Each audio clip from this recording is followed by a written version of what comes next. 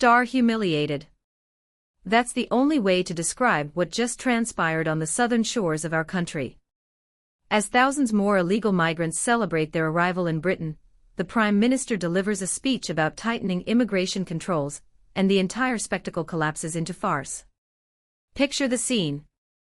Men grinning, laughing, filming themselves arriving illegally by boat, waving as though they have just conquered Britain. And in many ways, they have.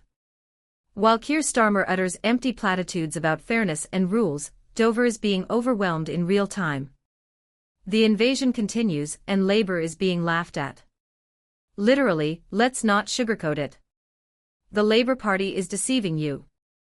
Whilst they roll out their carefully worded white paper promising stricter routes for legal migration, over 12,000 illegal migrants have arrived this year alone. That's an increase of more than 35% compared to last year. That's not control, that's collapse. Starmer stood in front of the cameras and tried to sound resolute. He claimed he would stop abuse of the system. He said rules matter. He said migration would fall. But guess what? He didn't even mention the small boats. Not once. On the very day a new record was announced, the Prime Minister chose to talk about everything except the real issue: our borders being violated in broad daylight. This is humiliation. Not just for Starmer, but for every law-abiding British citizen who has been told to trust the system.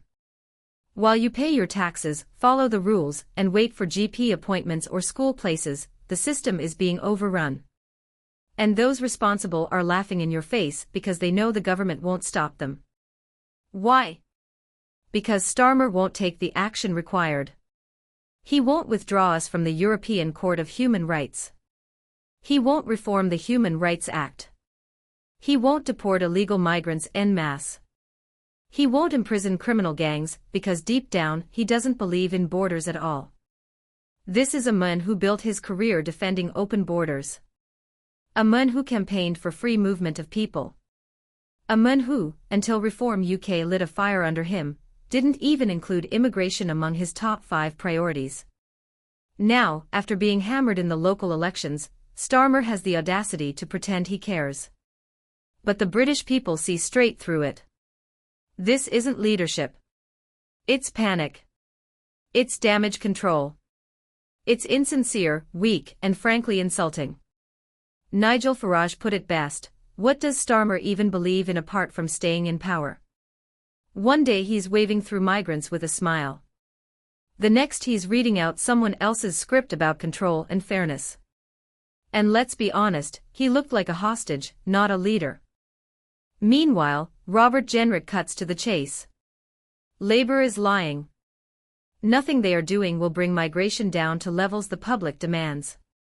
Nothing in this paper will stop the boats. Nothing will deport the 1 million illegal migrants already here. Nothing will clear out the 12,000 foreign criminals in our jails. Why? Because Labour doesn't want to. Because behind the scenes, government lawyers, the same type Starmer worked alongside, are telling ministers, you can't do that. And rather than fight, Labour bends the knee. This country is being hollowed out, and we're told to accept it. But Reform UK is refusing. Richard Tice has a message: enough. His party is lawyering up, taking councils to court, shutting down asylum hotels, and making it crystal clear illegal migration will not be tolerated in reform-controlled areas. And if Lib Dem and Green councils love mass migration so much, fine. Reform will send them the migrants. Bristol, Brighton, Camden, take them. You wanted them. You support this madness, now live with it. This is the same playbook used in Texas, where Republican governors sent illegal migrants to woke Democrat cities. Starmer and the Greens cheered that move back then. Let's see how they like it now. The truth is Britain is under siege, and our own government is complicit. Labour won't close the loopholes. Labour won't cut the red tape. Labour won't end the myriad of appeals, legal delays, and fake asylum claims.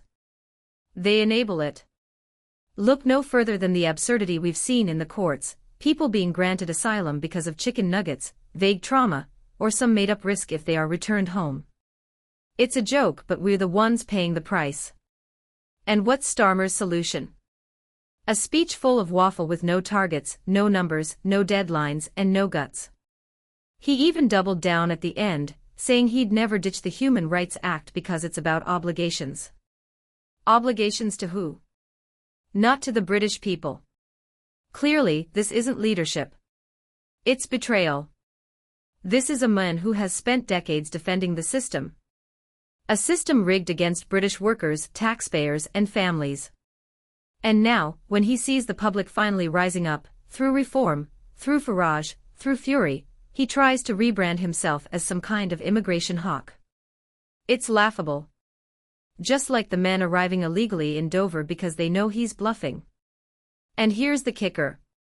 Even if Labour's tweaks work, we're still looking at 500,000 net migrants this year. 500,000. And they call that a success. No. What we're witnessing is the slow-motion demolition of national sovereignty. And the people demolishing it are wearing suits, smiling for cameras, and patting themselves on the back for doing the right thing. Well, the public has had enough. The masks are off. The lies are exposed. And the only question that remains is this: how much more of this are we going to tolerate? Because while Starmer plays lawyer, migrants laugh. While Labour drafts papers, boats land. While Britain drowns in bureaucracy, Dover drowns in arrivals. Reform UK has it right. Enough talk. No more lies. No more fake compassion. No more excuses. Britain needs action. Real action. Deport.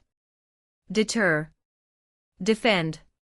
Or this country will slip away one boatload at a time. In other news, Angela Rayner is now preparing to continue the economic path Rachel Reeves began, and there's a warning this could completely halt the UK's growth. It starts with questioning what the UK did to end up with both Rayner and Reeves steering its economic direction, and wondering what condition the country will be left in once they are done. Rachel Reeves began her time in office by removing the winter fuel payment from pensioners, and then followed up with a budget that reportedly led to the loss of thousands of jobs. There's deep concern that under her leadership, businesses and households have become paralyzed by the fear that any financial progress they make will simply be stripped away through new taxes. The most significant decision she made was adding £25 billion in extra national insurance charges on businesses already under pressure. Even though the Independent Office for Budget Responsibility warned this would eliminate at least 50,000 jobs, the plan still went ahead. Some estimates suggest the real number could be closer to 100,000 as companies reacted by cutting staff, freezing recruitment, and cancelling job openings. Recently, the unemployment rate rose to 4.5%, the highest it has been in 4 years. Job vacancies are steadily shrinking while more people are looking for work, creating a grim economic outlook. While international factors like Donald Trump's trade tariffs have had some effect, it's argued that Reeves' tax policies have played a more damaging role. And the worst may be yet to come, since the new national insurance hike won't even take effect until April, at which point unemployment is expected to climb even further. The constant piling on of new taxes is discouraging rather than motivating, making people less likely to work or invest. At a time when the economy needs urgent care, it's instead being handed over to Angela Rayner. Rayner, as deputy leader of the Labour Party and shadow secretary for Levelling Up, holds a significant role in Keir Starmer's leadership team. She's now preparing her own set of sweeping economic reforms focused on workplace laws. These reforms aim to strengthen the power of trade unions and reshape employer-employee dynamics. Under her Employment Rights Bill, unions are expected to gain more authority, fundamentally shifting the balance of power in workplaces. But instead of improving working conditions, there's concern this shift could drag the private sector into a prolonged state of low productivity and inefficiency. If implemented as planned, the private sector could begin to mirror the public sector, where productivity hasn't improved since the pandemic. The size of the civil service has surged from 416,000 employees in 2016 to 546,000 today. At the same time, the taxpayer-funded wage bill has jumped from £11.6 billion to £19.7 billion. Despite the increase in staff and spending, productivity and performance have noticeably declined in many areas. As Rayner's reforms begin to roll out, that trend of falling efficiency is expected to worsen.